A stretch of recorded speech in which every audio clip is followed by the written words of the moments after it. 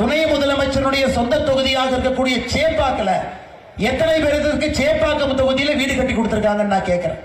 இன்னைக்கு தமிழகத்தில் எங்கே பார்த்தாலும் கூட கஞ்சா புழக்கம் என்பது பட்டி தொட்டி எல்லாம் பரவி கிடைக்கிறது. ஏன்னா இத்தனை ஆண்டு காலமா கஞ்சா இருந்துச்சு இல்லைன்னு சொல்லிங்க, ஆனா இன்னைக்கு வீதிக்கு வந்திருக்கு.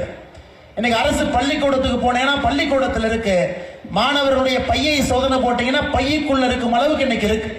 இன்னைக்கு கஞ்சா புழக்கத்தால பெரும் குற்றங்கள் தமிழகத்திலே அதிகமாகிக் கொண்டிருக்கிறது.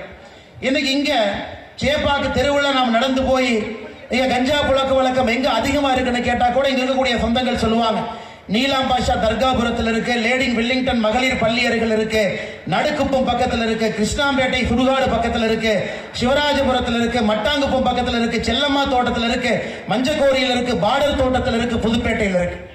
அந்த அளவுக்கு இன்னைக்கு தமிழகத்தில் கஞ்சாவுடைய தலைநகரமாக ஒரு பகுதி இருக்கான்னு கேட்டீங்கன்னா இன்னைக்கு சேப்பாக்கம் பகுதி கஞ்சா புழக்கத்தினுடைய தலைநகரமாக மாறி இருக்கு.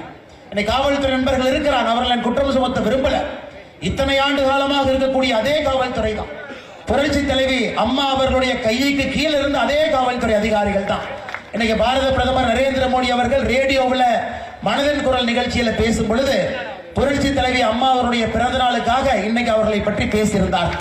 அன்னைக்கு ஒரு வார்த்தையை சொல்லி இருந்தாங்க, எனக்கு பல ஆண்டுகளுக்கு முன்பு ஒரு பொங்கல் திருவிழா வந்த பொழுது புரட்சி தலைவி அம்மா அவர்கள் நம்முடைய பாரத பிரதமர் மோடி அவர்கள் சொல்லுகின்றார், இன்னைக்கு பொங்கல் திருவிழாவின் பொழுது என்னை அன்போடு தொலைபேசியில் அழைத்தார், சென்னைக்கு வரணும், பொங்கல் திருவிழாவில் எங்களுடைய வீட்டிற்கு வந்து நீங்கள் உணவருந்த வேண்டும் என்று சொன்னார்.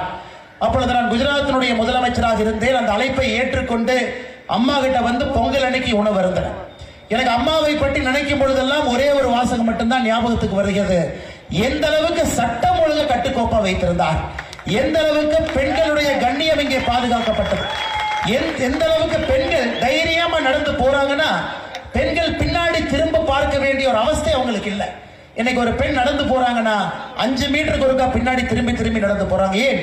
திரைப்பட நடிகராக இருக்கக்கூடிய திரு ரேவதி அவர்கள் நேத்து ஒரு இங்கே சொல்றாங்க, இன்னைக்கு சென்னை எனக்கு பயமா இருக்கு, எல்லா இடத்திலும் ஒரு சைக்கிள்ல சர்வசாதாரணமாக சுற்றி திரிந்த நான் இன்னைக்கு சென்னையில சில இடத்திற்கு செல்வதற்கே பயமா இருக்குன்னு திரைப்பட நடிகை திரு ரேவதி அவர்கள் சொல்றாங்க. ஆனா திமுகவுடைய ஐடி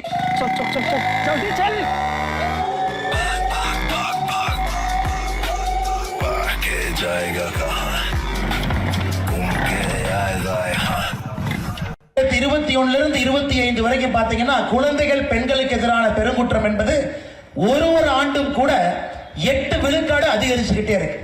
ஆனா சட்டசபையில முதலமைச்சர்கிட்ட கேட்டா ஒரே கேள்விதான், ஒரே பதில் தான் சொல்லுவார், இல்ல எங்கிட்ட ஆதாரப்பூர்வம் இருக்கு, நான் ஆதாரத்தை வெளியிடுறேன், நாங்கள் ஆட்சிக்கு வந்த பிறகு பெண்களுக்கு எதிரான குற்றம் குறைந்திருக்குன்னு ஆதாரத்தை வெளியிடுறேன்.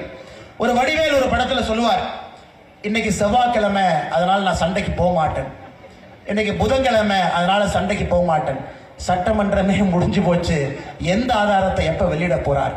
கடந்த ஒரு வருட காலமாக தமிழகத்தினுடைய முதலமைச்சர் அவர்கள் சட்டமன்றத்தில் கொடுக்கக்கூடிய ஒரே ஒரு பதில், நான் ஆதாரத்தை வெளியிடுகின்றேன், நாங்கள் ஆட்சிக்கு வந்த பிறகு பெண்களுக்கு எதிரான குற்றங்கள் குறைந்திருக்கிறது என்று சொல்லுகின்றார். ஆனால் நாம் தொடர்ந்து ஆதாரம் கொடுத்துக்கிட்டு இருக்கிறோம். திராவிட முன்னேற்ற கழகம் ஆட்சிக்கு வந்த பிறகு பெண்களுக்கு எதிரான குற்றம் அதிகரித்திருக்குன்னு சொல்லிங்க இல்லையா, சராசரியாக 8 விழுக்காடு ஒரு வருடத்துக்குமே உயர்ந்து கொண்டிருக்கிறோம்.